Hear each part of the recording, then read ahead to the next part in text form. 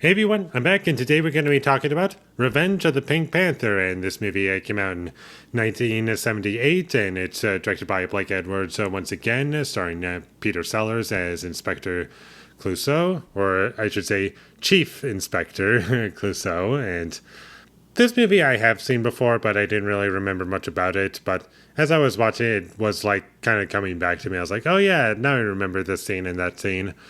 And the comedy in this movie is still very funny in this film, and that's what really works about it for me. And I like this movie about as much as I liked the first Pink Panther movie from '63.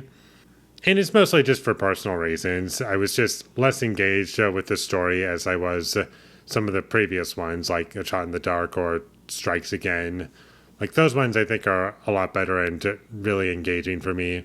Whereas this one is like, yeah, it's decent, it does the job, and it gives you what you would want, but unfortunately I kind of just left this movie wanting a bit more, and I just feel as though there was more that the previous ones offered that this one was just kind of missing.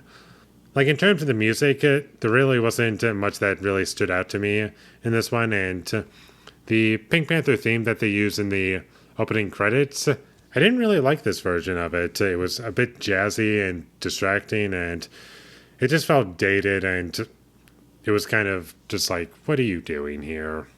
But I will say one positive is that despite me not really enjoying the music in that opening animated sequence, it did look noticeably improved over the previous ones, and it was still fun to watch. And I still liked Peter Sellers as Chief Inspector Clouseau. He was always great and funny to watch, and Kato is a fun character. And there's definitely some really fun and memorable moments sprinkled throughout this movie, mostly just with Clouseau and Kato working together. And I think this is the first movie with those two like actually work together on a case, and that kind of makes this movie stand out. And I liked that decision. It definitely made it more entertaining. And this movie does do a good job at capturing what made the previous movies good. And what is good about those other movies still exists in this movie, just it doesn't affect me as much, sadly. Like, I'm not as engaged with this movie as I am with some of the other ones. The blue screen in this movie was also very noticeable. At points when characters are like driving cars, you can see the green screen in the background, and it's very distracting. And it exists in other scenes, don't get me wrong, but whenever they do something that's in a computer, it always is very noticeable for me. And for some reason, I just wasn't really all that attached to the story, and about 40 minutes into the movie is where I started to realize I'm really just not feeling this as much. Sure, I'm kind of somewhat entertained, and there's some ideas that I like, but in terms of an emotional experience, I'm not really getting a whole lot from it, and I just feel as though it delivers on the basic level of what you would want, but it doesn't really leave you satisfied as a whole, except for a couple moments. Like if Clouseau being really fun and entertaining is enough for you, along with Kato also being fun and heavily included in the story.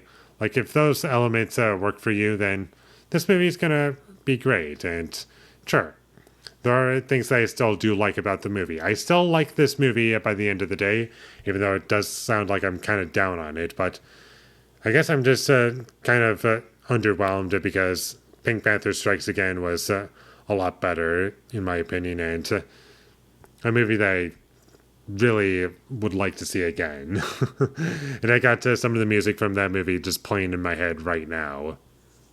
And I'm also kind of starting to notice are cars that crash into anything and the vehicle just explodes on impact, regardless if something's on fire or not.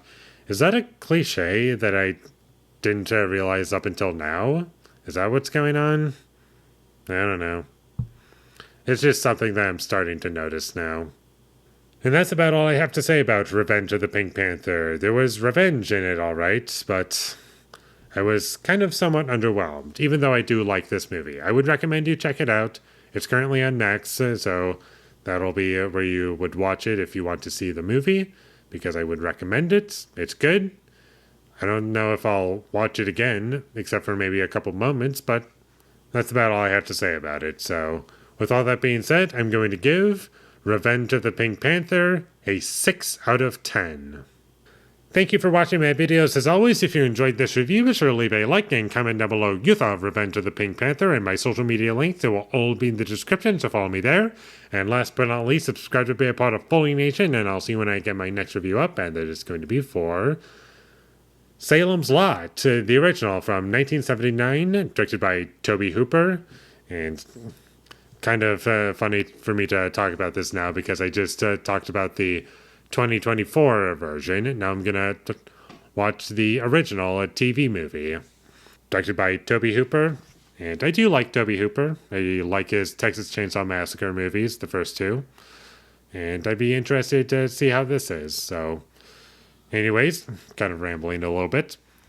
Look forward to my review for Salem's Lot, the original from 79. But until I get that up, thank you for watching and have a great day.